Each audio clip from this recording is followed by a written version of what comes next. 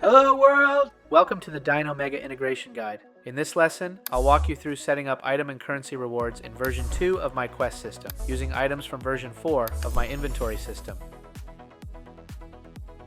Before you start this video, make sure you've completed the setup for both assets and that you have a simple quest in your level to test with. I'm using a zero objective quest that uses the same actor as both the start and end point. I've also set it up as a repeatable quest to make testing easier. And just in case we need it, I've placed the reset button in my level from the quest system's demo map helpers folder. First, we need to add an item reward to our quest, and we do that through the quest data table found in the blueprints, variables, data tables folder. Open the data table now, select your quest, and then add a new element in the quest rewards section. The first variable is the reward type, and you've got a few options here. For this reward, I'm going to choose item guaranteed. Then for the row name, I'm going to enter loot_box. If you'd like a breakdown of the other reward types and variables, check the documentation or watch the Create a Quest video.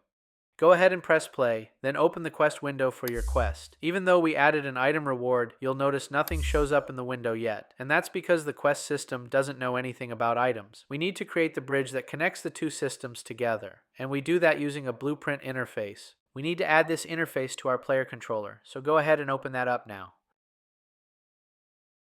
Navigate to the class settings, then from the Implemented Interfaces section, click the Add drop-down, search for and select the BPI Quest Connected Systems. Adding the interface will give you a set of quest system functions under the Interfaces section of the My Blueprint panel. These functions are what we'll use to build the bridge we need. The first one, getItemForQuest, is how we provide the quest system the details it needs to render the item rewards view in the quest window. Go ahead and open that function now. Let's go over the return values first. Is valid item? This tells the quest system it's a real item. Go ahead and check this now. Player current quantity. This is used for the turn-in item objective, which we'll cover in another video, so we'll skip it for now. Next we have name, description, and icon. And finally, the widget that shows when we mouse over the item. Let's start with the simple item info. We can pull that in using the getItem function, using the item row name from our input. That item row name comes directly from what we set in the quest rewards section of the quest data table. We only want to continue if the item is valid, so hook up a branch to the found output pin. Then to keep the graph clean, promote the item output to a local variable. I'm calling mine this item. Drag a copy of this item into the graph, then from it choose break. Hook the name and description pins into the return node. We also have icon right here, but since it's a soft reference, we need to load it first. Make a little more room in the graph, then duplicate the this item and break nodes. From the icon pin, drag off and choose load asset blocking. Hook that into the execution path. Then from the output of the load node, cast to texture 2D, which is what our return node is looking for. To keep the graph easy to read, promote the cast output to a new local variable called this icon, then plug a copy of this icon into the return node. The last thing we need is the tooltip widget. This is what shows when we hover over the item in the quest rewards view. Make a create widget node, and for class select UI item tooltip. You can ignore for UI item. That's used internally to grab an existing item instance from the inventory grid. Since our reward item doesn't actually exist in the grid, we'll use the for item row name input instead. Set for item row name to the item row name that's passed into this function as an input. Override data is optional and a more advanced feature, so we won't use it here. But to use it, you would connect the data map to the array using the helper function, getDynamicDataArray. Providing the override data here is so the tooltip has the opportunity to display it. You can learn more about dynamic data in the item chapter of the inventory system documentation. Now that we've created the widget, promote it to a local variable called this widget. Connect the return node into the execution path so the function actually completes and outputs everything. Then plug a copy of this widget into the tooltip widget input on the return node. Press play and try it out. When you open the quest window, you should now see the reward item, and when you hover over it with your mouse, you should see the tooltip. At this point, it still won't actually grant the item when you complete the quest. That's the next part. We handle the reward payout in one of the other functions that the interface added. Head back to the graph and open the giveQuestRewardToPlayer function. This function is used to handle all the different reward types, so we will use a switch on the reward type enumeration first. That way we have a different execution path for each. For this lesson, we're working with items, so continue from the item-related paths into the return node, and combine them first using a reroute node. The guaranteed versus choice behavior is handled by the quest system, so we don't need to deal with that here.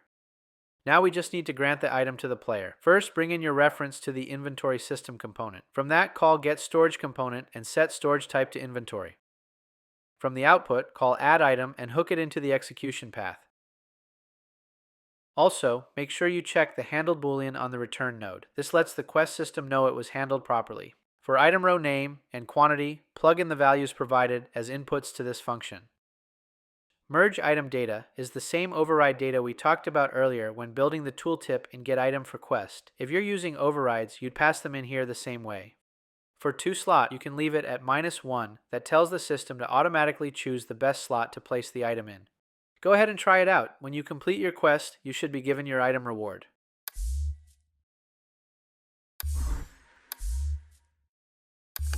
And there it is.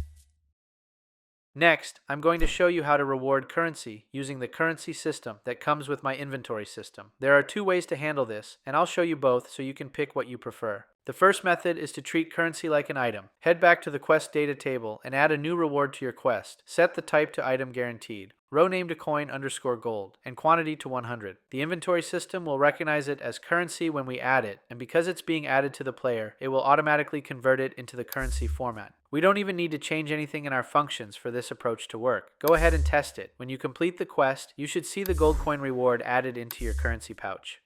And there it is.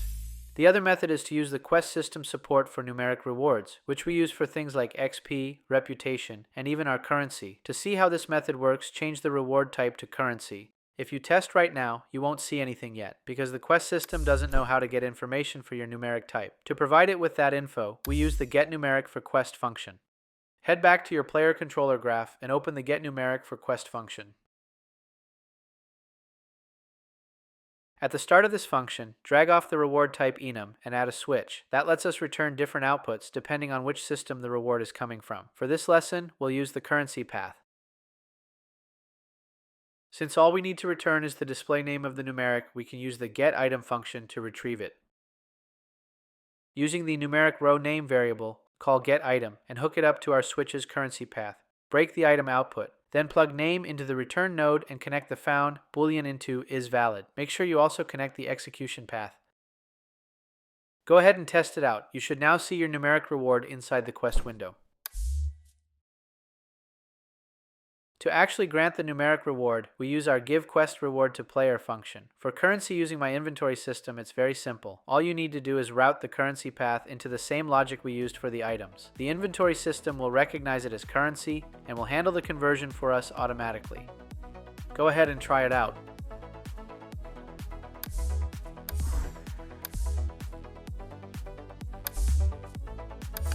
And there you have it. If you made it this far, you're now awarding item and currency quest rewards. If you have questions or requests, you can post them in the comments. If this video helped, please consider liking it. And if you would like to be notified of new videos, make sure you subscribe. Thanks for watching, and good luck with your game.